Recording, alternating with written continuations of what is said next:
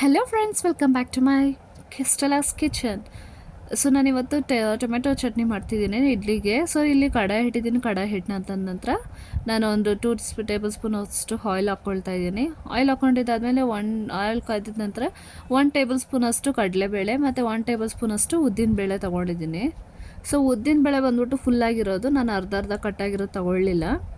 So ನಿಮ್ಗೆ ಯಾವ್ದು comfortable ಆಗಿದೆ ನೀವು ಅದನ್ನು ತೊಗೊಳ್ಳಿ. ಸೊ ಹಾಕ್ಕೊಂಡು ಚೆನ್ನಾಗಿ ಫ್ರೈ ಮಾಡಿರಿ, ಅದ್ರದ್ದು ಹಸೆ ಸ್ಮೆಲ್ ಹೋಗಲಿ ಮತ್ತು ಸ್ವಲ್ಪ ರೋಸ್ಟ್ ಆಗಬೇಕದು.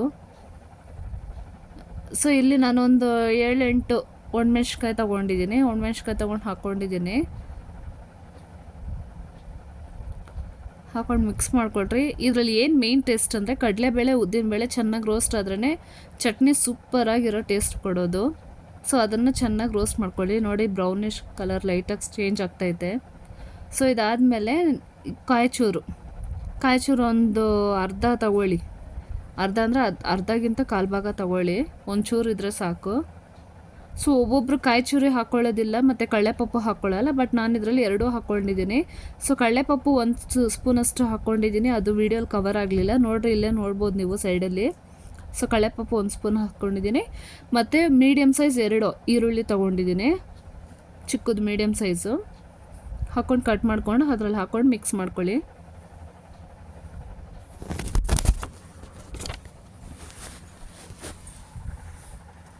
ಸೊ ಈಗ ನಾನು ಮೀಡಿಯಮ್ ಸೈಜಷ್ಟು 3 ಟೊಮೆಟೊ ತೊಗೊಂಡಿದ್ದೀನಿ 4 ಮೆಂಬರ್ಸ್ಗೆ.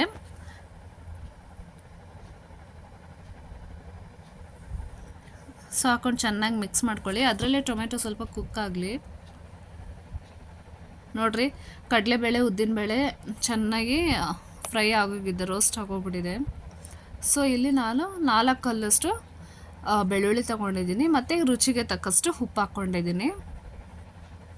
ಹಾಕ್ಕೊಂಡು ಚೆನ್ನಾಗಿ ಮಿಕ್ಸ್ ಮಾಡ್ಕೊಳ್ಳಿ. ಸೊ ಅದು ಮಿಕ್ಸ್ ಆಗಿದ ನಂತರ ಕೊತ್ತಂಬರಿ ಒಂಚೂರು ಹಾಕ್ಕೊಂಡು ಮಿಕ್ಸ್ ಮಾಡ್ಕೊಳ್ಳಿ.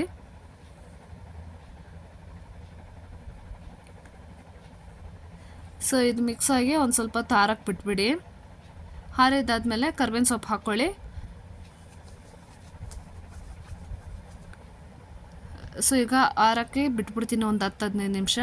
ಅದಾದಮೇಲೆ ಮಿಕ್ಸಿ ಜಾರಲ್ಲೇ ಹಾಕ್ಕೊಳ್ತೀನಿ. ಆರಿದ ನಂತರ ಹಾಕ್ಕೊಂಡು ರುಬ್ಕೊಳ್ತೀನಿ. ಈಗ ಒಗ್ಗರಣೆಗೆ ಬಂದ್ಬಿಟ್ಟು 1 ಟೇಬಲ್ ಸ್ಪೂನಷ್ಟು ಆಯಿಲ್ ತೊಗೊಳ್ತಾ ಇದ್ದೀನಿ.